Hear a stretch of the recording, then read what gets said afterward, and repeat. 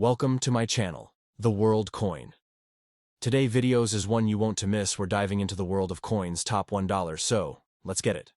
The United States $1 coin, dated between 1825 and 1829, holds a unique place in American numismatic history, primarily because no silver dollar coins were struck for general circulation during this exact period by the Philadelphia Mint, which was the only operational U.S. mint at the time. Although the Draped Bust dollar had officially ended in 1804 and the Gobrecht dollar wouldn't begin production until 1836, these intervening years, including 1825-1829, represent what is often termed a gap era in U.S. dollar coinage.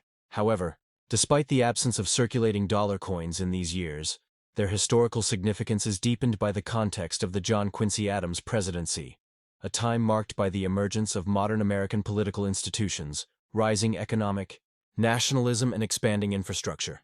In numismatic circles, collectors often mistakenly associate this period with dollar coinage due to the creation of restrikes and diplomatic presentation coins, particularly the famed 1804 dollar, which was struck later, around the 1830s, for diplomatic gifts under President Andrew Jackson, but falsely bears the earlier date. Thus, it is essential to note that if someone possesses a dollar coin seemingly from 1825 to 1829, it's highly probable that it is either a misattributed coin, a commemorative issue, a restrike, or a modern creation such as those from the presidential $1 coin program, which included a John Quincy Adams dollar minted in 2008.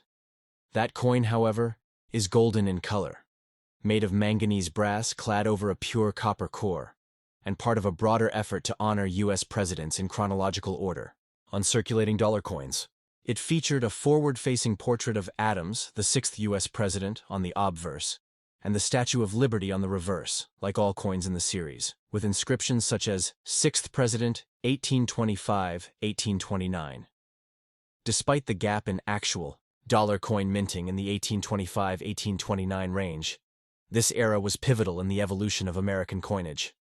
Under Adams, the economic climate was maturing. The Second Bank of the United States was influential, and the Erie Canal, completed in 1825, symbolized American industrial ambition.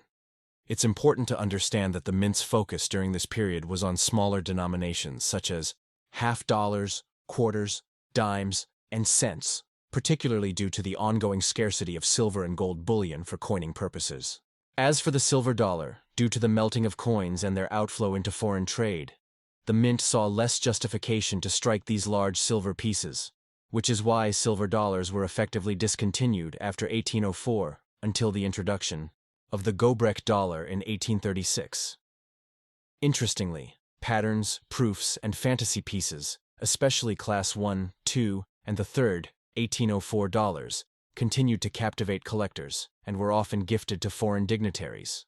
These 1804 coins have legendary status and are known as the King of American coins because of their rarity and mystery. Many collectors might therefore associate them with the broader era of the 1820s due to their production period. Still, no known business strike dollar coins exist from 1825 to 1829, making the notion of an 1825 dollar coin essentially non-existent in official U.S. Mint records. Any claims of such coins should be scrutinized under magnification and authenticated by third-party services such as PCGS, Professional Coin Grading Service, or NGC, Numismatic Guarantee Company. From a political and economic standpoint, the absence of silver dollar coins in this era can also be linked to Adams's nationalist policies, which promoted internal improvements and modernization but didn't prioritize coinage innovation. In 1828, the Act of Congress standardized weights and fineness for U.S. coinage, setting a precedent for future coin production reform.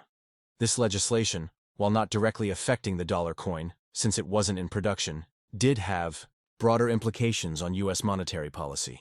Furthermore, the dollar coin's dormancy from 1804 to 1836 speaks volumes about the economic strategy and mint priorities of early America, which focused on practical commerce needs rather than symbolic or ceremonial coinage. Fast forwarding to modern interpretations, the John Quincy Adams presidential dollar, released on May 15, 2008, serves as a numismatic bridge linking the modern collector to the legacy of this critical period in American history.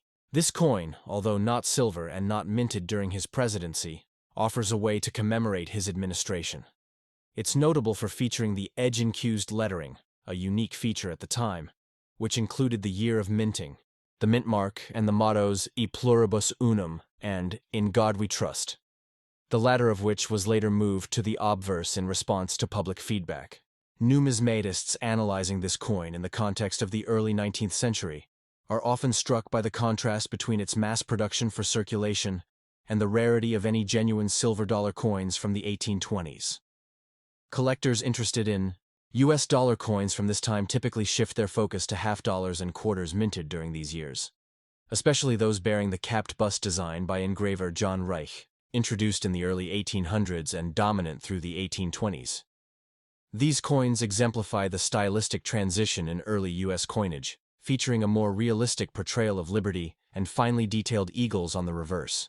In closing, although no $1 coin was officially struck for circulation between 1825 and 1829, the era is saturated with indirect numismatic value through the evolution of mint practices, the symbolic use of coinage in diplomacy, and the retrospective honoring of leaders like Adams via modern commemoratives. It's a compelling reminder that sometimes the absence of a coin in a particular date range is just as meaningful as its presence, illustrating the changing priorities, resources, and economic strategies of a young nation finding its footing in an increasingly interconnected world.